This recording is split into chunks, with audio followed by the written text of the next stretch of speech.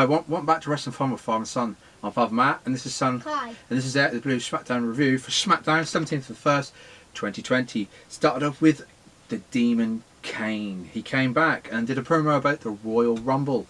Obviously, Kane has the most consecutive, should we say, eliminations, I think it is. 42 or 43 I think it is. I didn't really get to see the number. I'm not really good on my statistics, but so he came back and said about how he basically likes the Royal Rumble. It's his favourite event of the year. Only for the Fireflies Funhouse. It popped up on the screen. Bray Wyatt was saying that, you know, Kane should be ashamed for basically taking pleasure out of other people's misery. That Rambo Rabbit was still alive and recovering, which I said last week that probably would happen. That he never forgot, or he's never forgotten Kane because of Bray Wyatt and the Wyatt family. They sort of show a flashback video of some of the sort of moments from their sort of rivalry in the past. And then what happened was there was a shutdown on Smackdown. The Fiends shut down with the lights to go out and the music and all that, only for then the lights to come up, or so I say that red sort of glow over the ring, and that Kane's on the outside. The Fiend comes up through the ring. He then gets to the ropes, only for then Kane to turn around, look at the into the eyes of the Fiend with the microphone still in his hand, and he says, "What took you so long?" Only for then the Fiend to turn around and catch a running knee from Daniel Bryan, and then he tried to escape through the ring, didn't he? And then Daniel Bryan chased him through sort of semi through the hole, and he pulled out what? Some of his hair. Yep, some of the braids from his hair. So sort of mirroring what happened a couple of months ago with Daniel Bryan, where he sort of the Fiend pulled out Daniel Bryan's hair.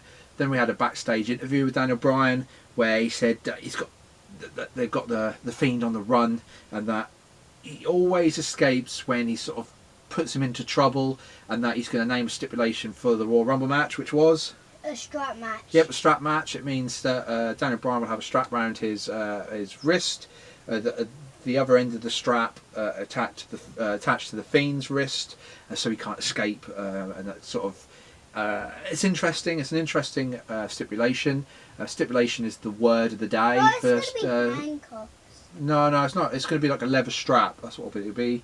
We've seen these before. They've done it with a rope before and all that sort of thing. Yeah, stipulation is the word of the day for SmackDown. We'll get to that right at the end as well. Next we had Big E versus John Morrison. I got it right this time. Last week through the video I kept saying Jim Morrison. It's John Morrison, and I've corrected it this time.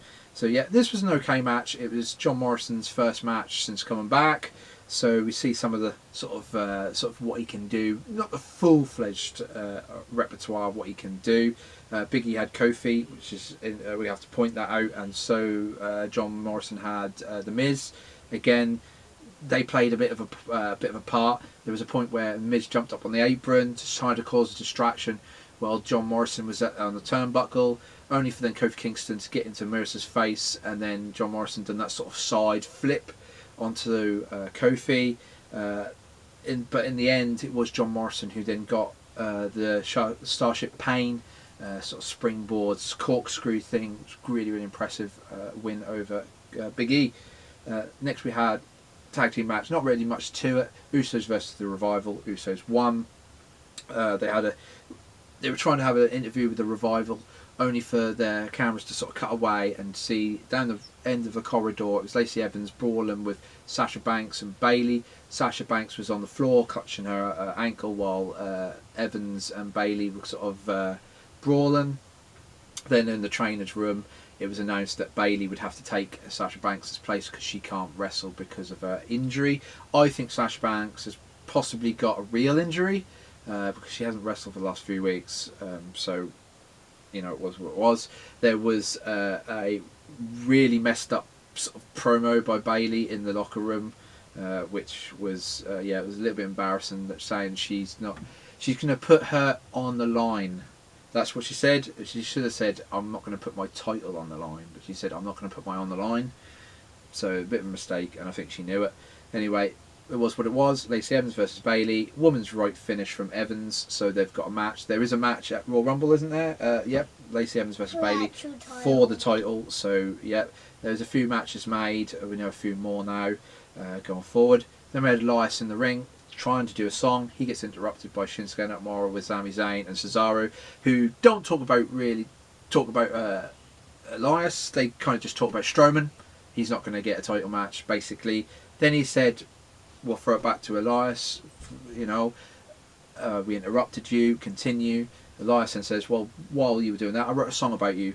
Only for then Cesaro, Shinsuke and Sami Zayn. Actually, Sami Zayn got involved. They attacked Elias, only for then Strowman to come down and sort of fend them off. So there's going to be a match there between Shinsuke and Strowman for that title eventually. But eventually it's going to happen. Then we had Deville with Mandy Rose versus Bliss and Nikki Cross. This is what I'm calling the Lana Rusev Lashley segment of SmackDown. It's just terrible writing. I'm probably like what I did with that Lana storyline. I didn't discuss it. I completely skipped over it. So I'm going to start doing that now. I'm going to stop talking about it because it really is bad. It's just like the Lana Rusev stuff. So anyway, let's just say Bliss got a win through a distracted Sonya Deville. That was kind of it. Then the main event, Bobby Roode and Roman Reigns in a tables match. The winner of this basically would name the stipulation. So if Reigns won, he would name the stipulation for his Corbin match at Royal Rumble. If Roode won, then Corbin would name the stipulation. Basically, that was it. Roman Reigns comes out, doesn't he? He gets jumped by Bobby Roode very quickly. You said Bobby Roode. Oh, did I? That's Robert Roode, isn't it? Yep, that's right. I do get confused. I wish they just call him Bobby Roode. I really do. I don't see the point in calling Robert Roode because it doesn't change anything. But anyway, Robert Roode, got the jump on Roman Reigns quickly. There was a little sort of tease where Robert Roode was in front of the barrier. So Roman Reigns did like Strowman-esque round the ring, straight into the barrier. But Robert Roode, what? He moved out of the way. Yeah, he moved out of the way. Only for then Corbin to come out, his music hit, and he was then ringside. There was a point where he got up on the ring apron to try and distract, only for then did he get pulled off? Or did he get? I can't remember. Did he get hit? I don't know. I can't remember.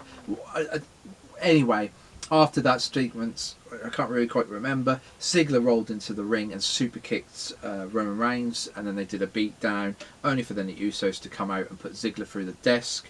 And then in the end, it was Robert Roode who got put through the table from a Roman Reigns spear.